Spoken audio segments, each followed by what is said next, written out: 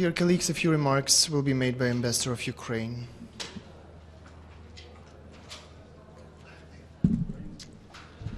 Good afternoon. Few remarks after Ambassador Churkin, just to have you alternatives to form your own judgment what's going on around different things.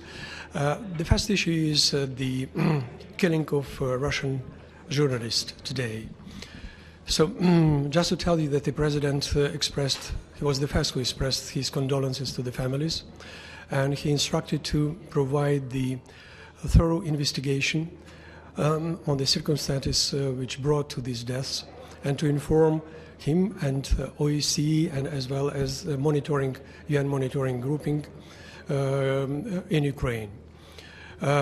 Some details, what is known about these killings. So this morning, the group of terrorists, they attacked the Ukrainian law enforcement troops near Lugansk.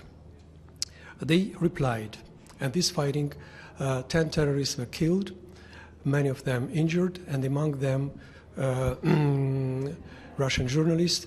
Only in the hospital it was known that Igor Kornelyuk, he was the Russian journalist.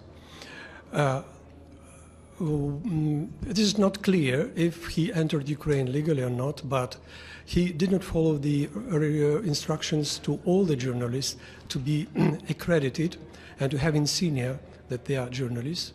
As well, they were recommended to have the self-protection equipment like casks, like armored vests, and so on. They did not follow that, so they performed on their own risks. It's a sorrow that they appeared in that way in Ukraine, that they were within the terrorists there, but they performed their job in the way they wanted. It's a pity that we lost again a group of the journalists who were involved in that violations. Just to make you clear where we are with all these investigations, what we know about them. So the rest of the questions on your side. Just to inform you that today we addressed the Secretariat of Security Council to take part in the Security Council meeting on the next report of the monitoring group on the human rights in Ukraine to be held this Thursday. What format could be, we don't know, it's up to the Security Council members to decide. We are open to any format because human rights issues they are to be openly discussed. That's why we are open to any format. We know the content of this report. We are ready to comment. The report is satisfactory, despite the fact that a lot of the recommendations and critics addressed to the government. But it is a report of respective groups, and we satisfied that the Secretary General found it possible to continue the work of the monitoring groups. We keep telling that the major problem today in the East, the activity of the terrorist groups which are being fed from the Russian territory by army, by money, by people.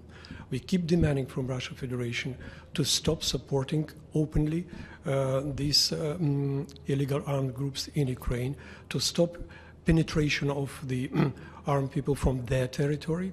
Recently, with the tanks and a sophisticated weaponry which brought to the kill of 49 Ukrainian soldiers and the plane.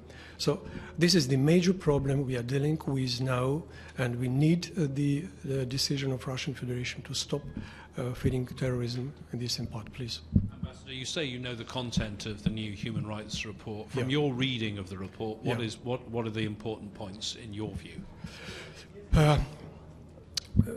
This is a package because a part of this report dedicated to Crimea.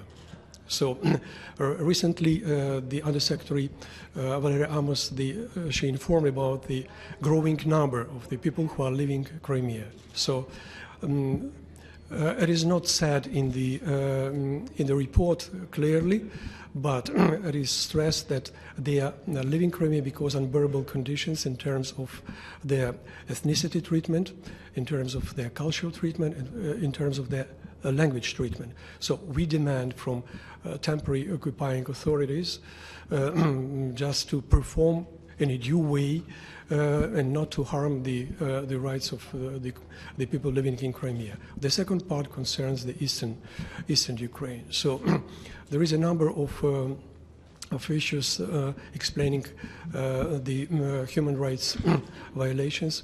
Majority of them they explained by the fact that they are becoming the hostages of the bandits, of the terrorists, because terrorists are pushing them as a life shield, and terrorists are occupying their residential premises, and that's why they are becoming the victims of that. So journalists, big list of the journalists who were injured or were killed. So because of that situation, Ambassador Churkin told about the attitude to the journalists. What he said, it was not about the Ukrainian army who treated journalists in that way he explained. It was absolutely different. It was a terrorist group who kept them, who put them in an unbearable condition, so they violated their rights. So this is what we have, and recommendations to the government what to do. The government is performing in that way that where we have the control over the cities, there is no problems with the supply of the water, with whatever. Where the terrorists still controlling the cities, there are 5-6 cities, so they are controlling the water supply, electricity, and so on. So we try to take, first of all, children out from these zones. They are in Odessa and near-lying zones, in the recreation zones for children. So, but still there is a danger for the people in that particular cities. Their rights are violated because the terrorists they seize the building of a national bank. They seize the buildings of treasury. We can't provide regularly payment for social benefits and pensions.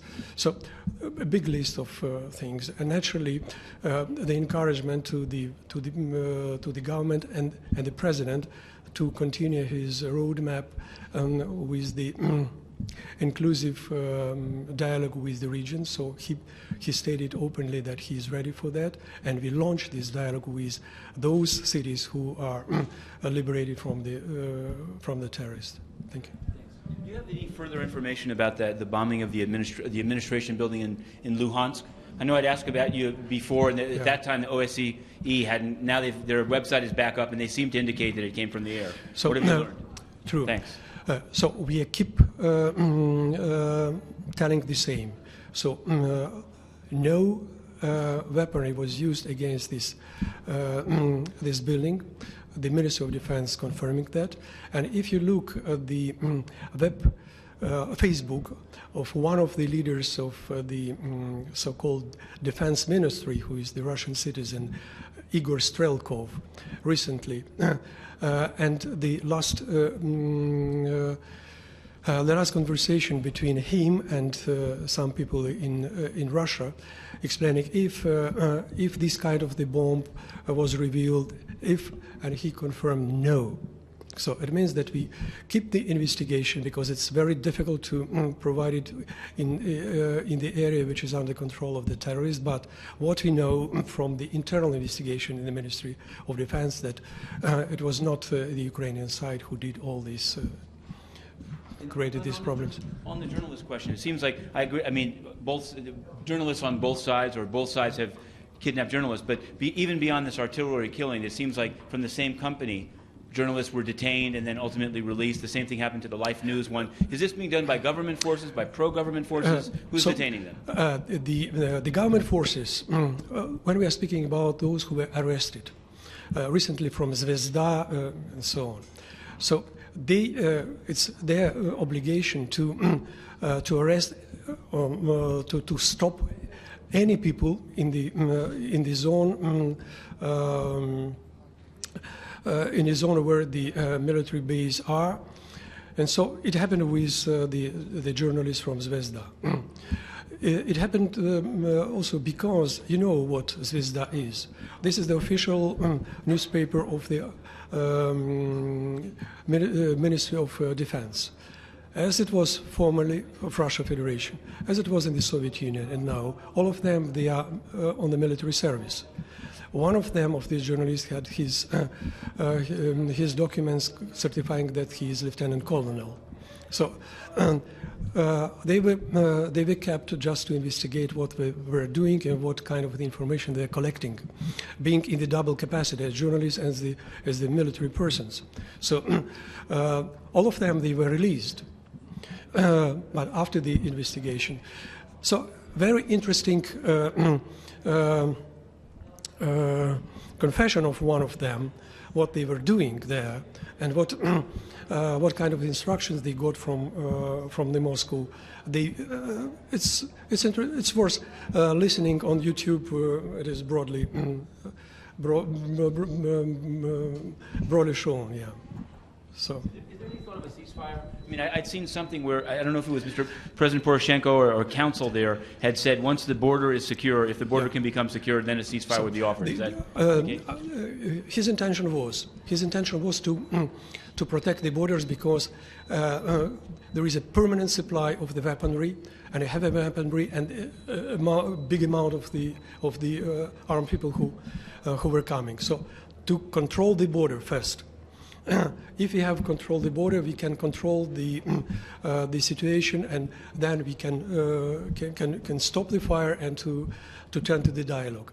This is what he stated at the last meeting of our Defense Security Council.